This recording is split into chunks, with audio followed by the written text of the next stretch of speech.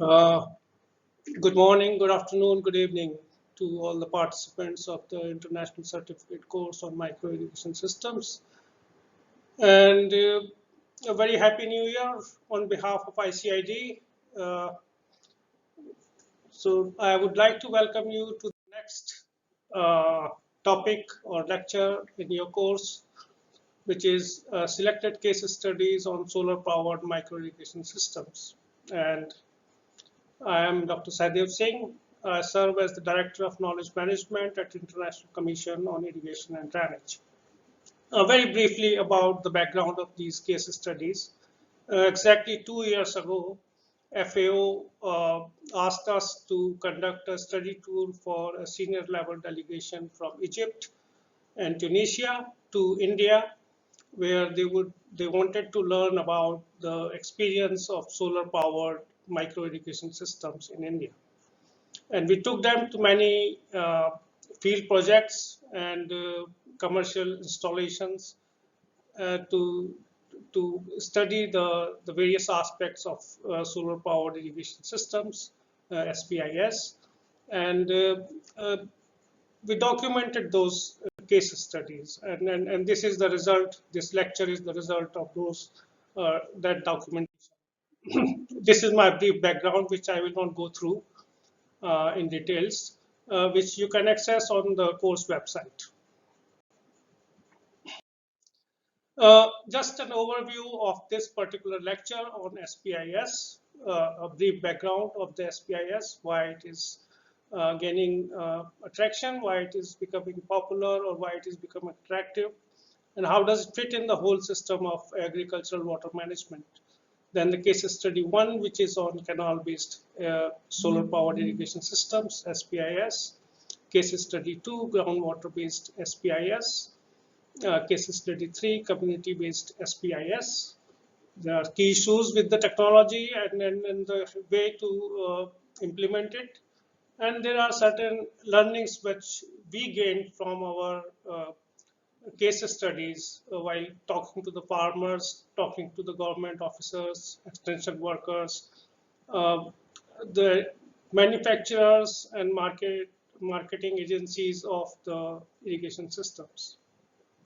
In my view, technology is a very small component of an intervention to develop a particular sector. With that technology, you need an enabling policy environment, you need financing mechanisms, and you also need entrepreneurship. And entrepreneurship, uh, uh, the way I'm using it is a way of conveying that capacity of the beneficiaries to adopt the technology in that particular policy environment using the financial mechanisms. Are the beneficiaries ready to adopt the technology? Are they empowered enough? As we all know that energy is an essential input for irrigation, which is an energy intensive activity in agriculture, and it is critical for agricultural water management. Solar energy is free and it is abundantly available in many parts of the world, particularly around the equator. And in many parts of India, it is easily available. And SPIS, the integration of solar energy with irrigation systems, is becoming feasible because an alternative to traditional electric or diesel run irrigation pumps. So far, we have seen in India that the government provides electrical subsidies to farmers to use their pumps, and which is causing an over abstraction of groundwater, and it is also detrimental to the environment. So the need for SPIS is felt because of rapid depletion of fossil fuels and threats of global warming, resulting in search for alternative clean sources of energy. And it has been around, it has been used in many different applications. And in this particular case, it is being used for irrigating the fields. for which we need mechanical energy to pressurize the water and then deliver that water through drips or through a spray of sprinklers. Solar energy has emerged as one of the cleanest, environmentally friendly, and reliable sources of energy. And with the cost of solar panels going down due to new research and mass production, it is becoming very competitive, even with the coal-fired or nuclear-based power generation units. We have seen many cases around the world and also in India where it is being used as one of the important sources of power generation. The higher carbon footprint of the fossil fuel-based electricity options, coal-fired, petrol, diesel run pumps, or any combination of them has a very large carbon footprint, and we all know about these carbon dioxide emissions and other related environmental effects of using fossil fuel-based electricity options. The cost for acquisition and maintenance of diesel engine-based pump sets are also not affordable in many situations. Additional financial burden due to rising fuel prices, as if you are observing the fuel prices in the international market, they fluctuate. Sometimes they go down, sometimes they go up. But over a very large span of time, you will see that the fuel prices are going up. The urgent need for irrigation systems, which is a very essential component of agriculture and rural development, if it integrates solar energy, then it can contribute to make agriculture and rural development more sustainable. What are the benefits of SPIS? It provides on-demand supply, access to irrigation in rural areas where land opportunity cost is minimal. Means you cannot just lease out your land to somebody else, or you cannot sell your land because there is no opportunity cost involved. Connectivity to the electrical grid is poor in rural areas in many of the developing countries, and in some cases the grid may not be there at all. In case of surplus power generation using solar power system, excess electricity may be sold to the national electric grid. So it becomes an additional income source, facilitates backyard vegetable farming for women and other local businesses in rural areas. It replaces the strenuous physical exercise required during conventional irrigation with the convenient on and off switches, which may be operated remotely using your mobile phone or any other gadget like that. A dependable source of electricity for irrigation and coupled with a sustainable source of water supply, it can lead to a sustained source of livelihood in rural communities. Significantly lower emissions of greenhouse gases compared to the fossil fuel-based pumps, making it environmentally friendly opportunity for irrigation. It provides relative freedom from fluctuating fuel prices in the market. However, this technology is, like I said in the very first slide, that technology in itself is not a magic wand. You have to provide a supporting environment to make that technology attractive to the beneficiaries. So adoption of SPIS requires substantial investments and continued technical support during their introduction. Government interventions are essentially required to support the farmers in the form of subsidies or soft loans to basically buy the equipment. Federal government should, like the Indian system, is a federal. It is a federal structure where you have a central government and then there are states which an agriculture falls in the in the purview of the state governments. So the federal government should act as a facilitator and provide broader policy guidelines to states and also local agencies which are responsible for irrigation in agricultural fields. Subsidies for irrigation, like power subsidies or equipment subsidies, power, fertilizer, seeds, and other such inputs may be rationalized along with subsidies for cleaner sources of energy to, to incentivize the farmers to use cleaner sources of energy to promote economic and sustainable development in the agriculture sector. Groundwater loss, I mean, when you provide free electricity, the first victim of this policy would be the groundwater, and then there will be over abstraction. So there should be a rational, holistic government natural resources policy framework.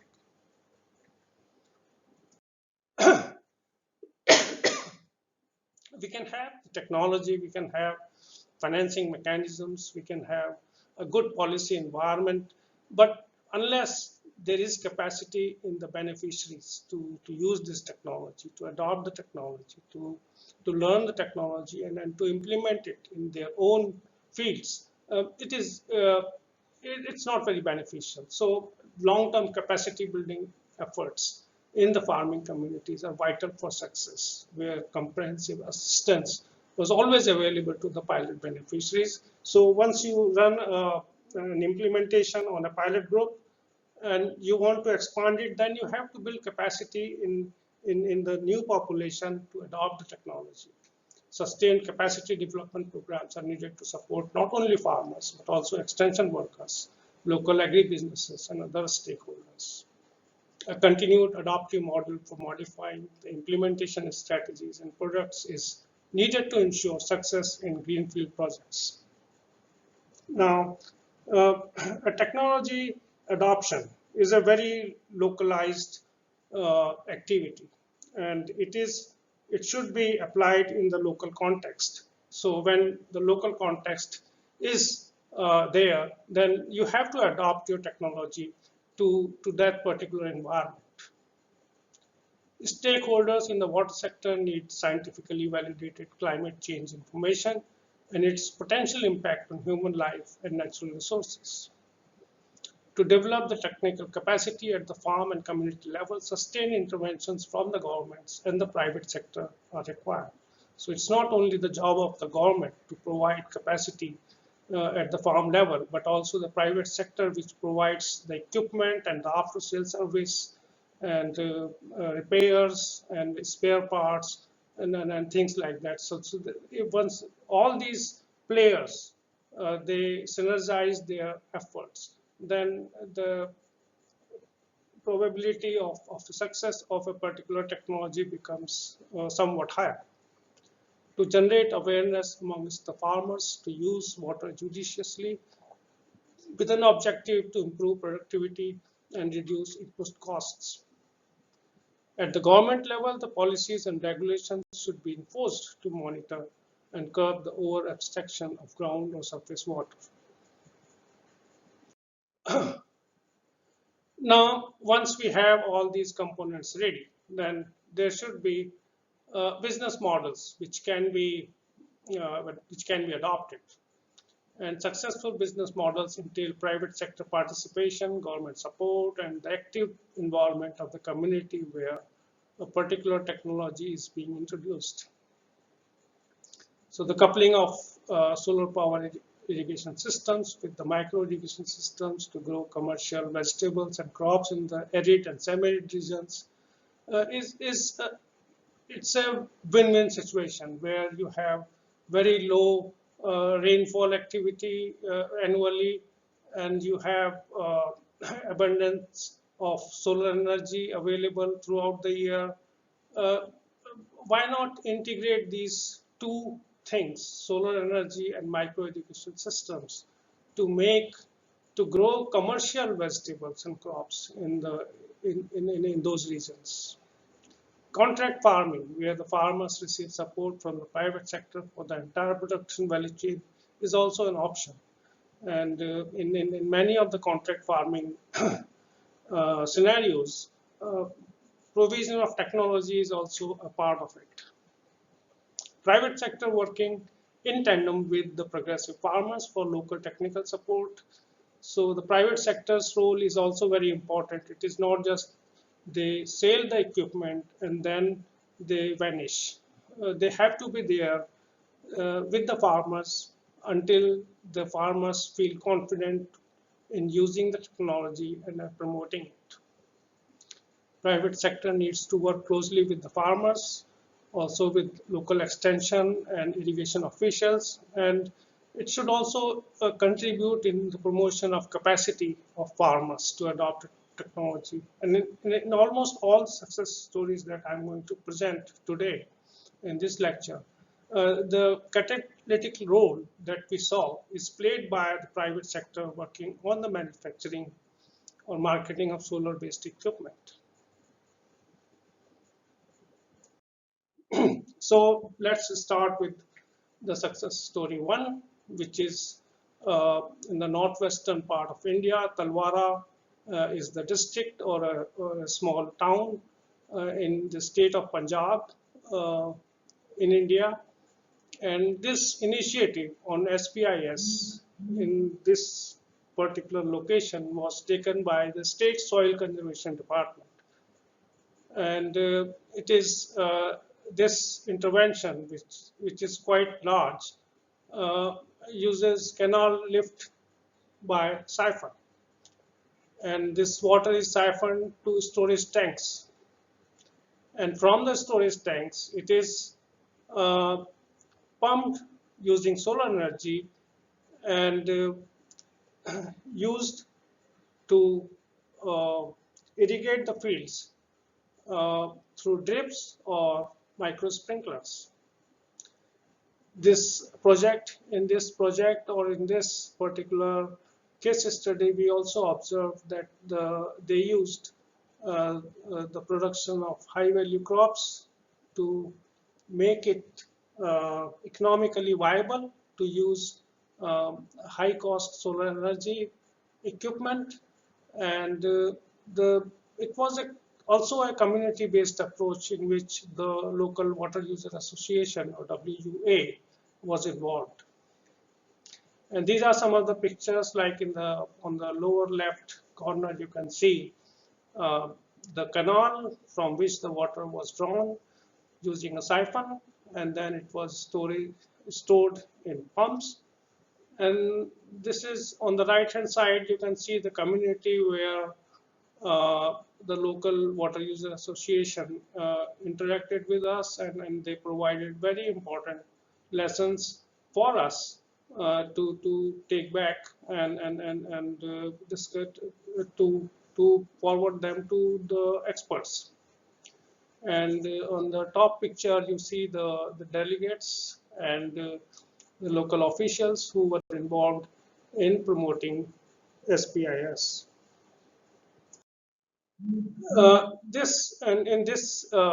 Sticking with the same story, they were using vegetable and fruit crops, and for the nearby districts like Ludhiana and Amritsar, which are big agricultural markets for vegetables and fruits. So it was a very good livelihood activity for the local farmers, and the agents, the change agents who were involved in this project informed us that many of the landless laborers or marginal farmers who had left the rural areas are now thinking of coming back, and some have already come back, seeing the results of this project. The success story 2 is from another very dry area of India, Alwar district in Rajasthan state. And this project was initiated by two other faculty members of this course, Dr. TBS Rajput and Dr. Neelam Patel, whom you must have seen their lectures or you must have interacted with earlier. So they covered 36 villages, and it was because this area receives very little rainfall activity over the year. Um, it was a groundwater-based micro-irrigation systems scenario. Progressive farmers were selected as dealers for MIS equipment and for help in getting government subsidy. So these were the farmers who were better educated, more progressive, and had a good uh, relation with the community. Uh, JISL, which is also a partner in this course, Jain Irrigation Systems Limited, they have from their research center in Western India, they have developed an onion seed, which was used in this particular intervention in 36 villages. Uh, and these onions were produced using drip and sprinkler uh, run by solar power pumps. Local after-sale services companies were established for helping the farmers with repairs, for maintenance, for replacing the parts, and other technical supports.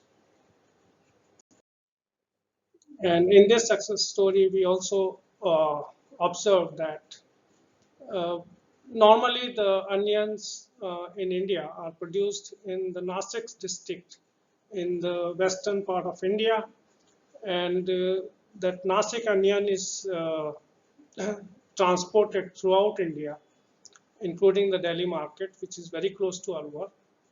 And after this project, over several years in Alwar district, approximately 25% of the import of onion from Nasik has been captured by this particular district. And that's improving the livelihood, that's improving the income of the farmer of this very dry area.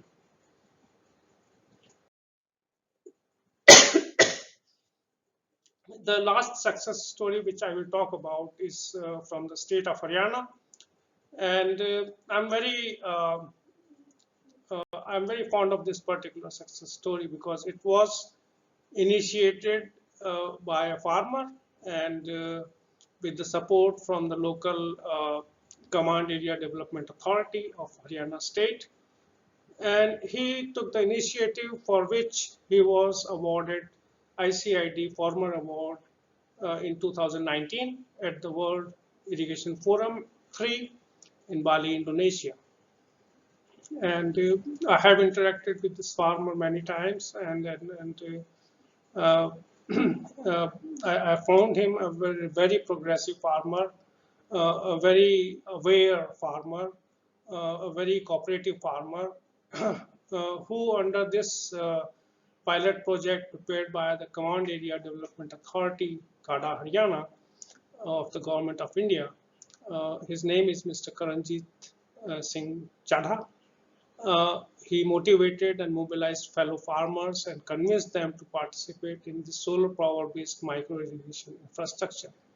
And this infrastructure involves the gravity supply of water from the tertiary canal to a very large storage tank on this particular farmer's field. And this lined cemented tank stores the water from where it is lifted using solar energy uh, and passes through filtration and HDPE pipe network and other assemblies to reach to the farms either through drips or through micro sprinklers.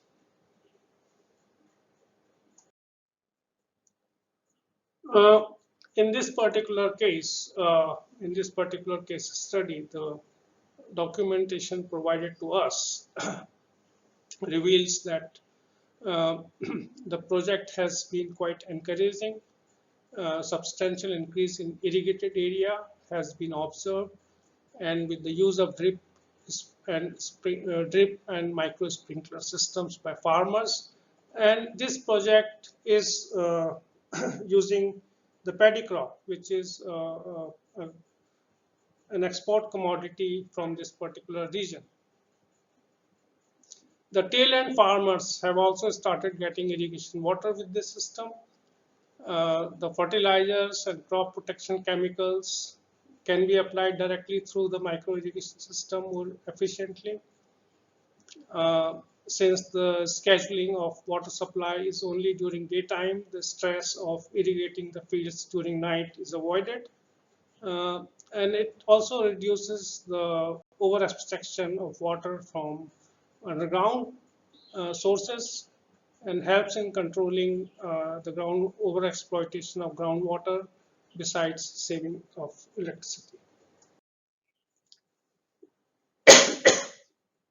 So the role of the progressive farmer is very, very critical in any intervention in rural areas for agricultural development. And in this particular case study, we could very clearly see that it's really a farmer-driven approach. It's really a farmer-driven project, and that too for a very water-intensive crop, which is paddy. And the farmer was generous enough to provide his land for the demonstration of solar panels, for the storage tank, and also letting other farmers use the water collected over his land.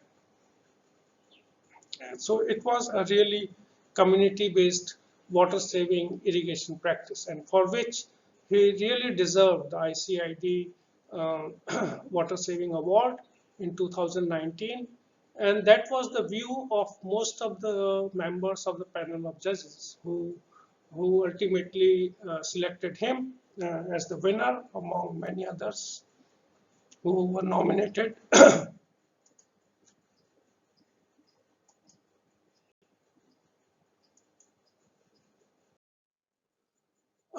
So if we look at the field approach in this particular case, it is by using the storage tank.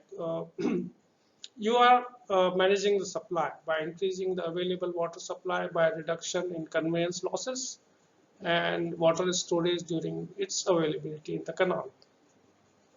On the other side, it's demand management, increasing the field application efficiency with the use of water efficient sprinkler and drip irrigation technology.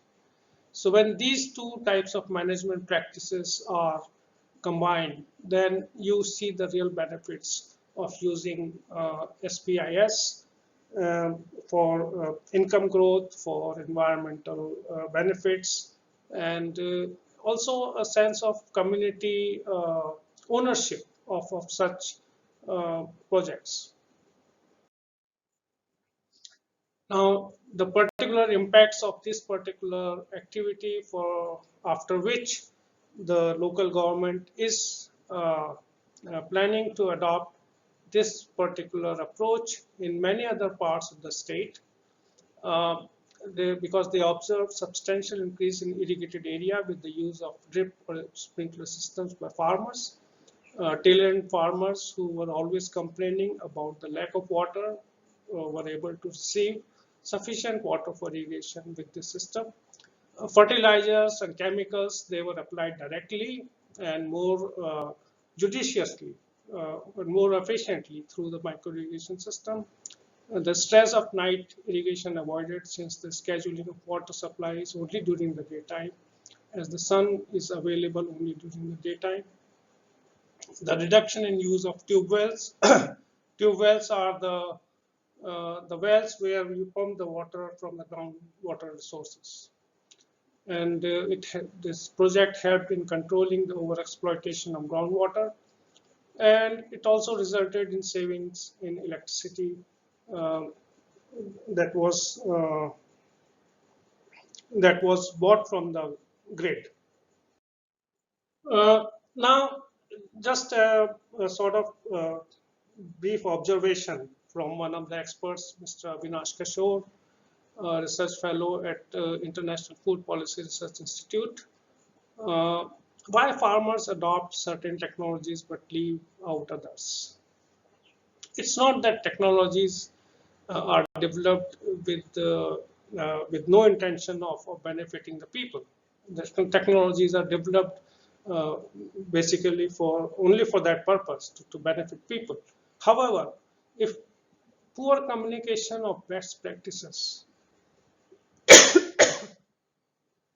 to farmers and excessive reliance on distortionary subsidies to promote technology adoption are used, then it's a create in agricultural growth. Farmers don't understand the technology. They keep on relying the old-fashioned subsidies, and that's where the agricultural growth becomes stagnant. So once you adopt or once you introduce a new technology, there should be an ultimate tangible benefit in terms of agricultural growth through higher production or more productivity or more income and all-round development with within a sustainable use of resources. So more effective communication of science to farmers, climate science, water science, agriculture science, and all related aspects of science, and rationalization of farm subsidies. It can be started by a small group of policymakers in any scenario when technocrats to create a huge impact on sustainable intensification of agriculture, not only in India, but many parts of the developing world. In the conclusion or recommendations, I would like to sum up or summarize the learning from these case studies. Uh, Introduction of solar power coupled with adoption of microgrid system has shown promising results in many regions around the world, especially in India. In India, we have covered many states which are quite far apart from each other, and we see that uh, the issues are very much similar in many of the rural scenarios. And this particular technology can really address many of those issues, like the lack of reliable power supply through the grid, or in some cases, the grid may not be existent. So the solar power becomes a standalone type of intervention. While implementing SPIs, mutually exclusive objectives of the government would like to reduce natural resources footprint and reduce subsidies. And the individual farmers, they would like to increase their income and reduce labor and other input costs. So the technology SPIS addresses both of them. With the careful implementation of the technology and complementary government policies, SPIS provides an excellent alternative to the diesel or electric run pumps to withdraw water for irrigation either from ground or from surface sources. Besides water application, solar energy available at the farm level is also useful in shaft cutting, dairying, connectivity to mass media and knowledge resources, and post-harvest activities. So these are the benefits which we normally do not see or do not envisage at the time of project formulation for irrigation. But these are the benefits that come with the technology. Energy availability at the household level also enhances drinking water filtration capacity for family members, as in the rural areas, people drink water which is not treated, and it causes a lot of health problems. And having a source of energy available in the household, farmers can filter their drinking water for human consumption. All in all, the capacity building of the stakeholders, in this particular case, the farmers and the farming communities, and the role of private sector are very critical to the successful adoption of SPIS. And again, I would like to end the lecture with what I said in the first slide, that successful implementation of SPIS is not just a technology-driven activity. It also requires an enabling policy environment, locally adoptable business models, and adequate capacity of farmers, extension workers, and water management professionals to make it a success, make it a win-win solution for everybody. So thank you very much for watching this lecture. You can also visit the course website for this lecture's abstract, our published write-up on these case studies, and my brief professional introduction. If you have questions, you can directly email to me using one of my email addresses. Or if you are more interested, you can also get in touch with me on my mobile phone. The number is here. So thank you very much again, and I wish you good luck with the course. And I will be interacting with you through the webinars and other through other media. Thank you.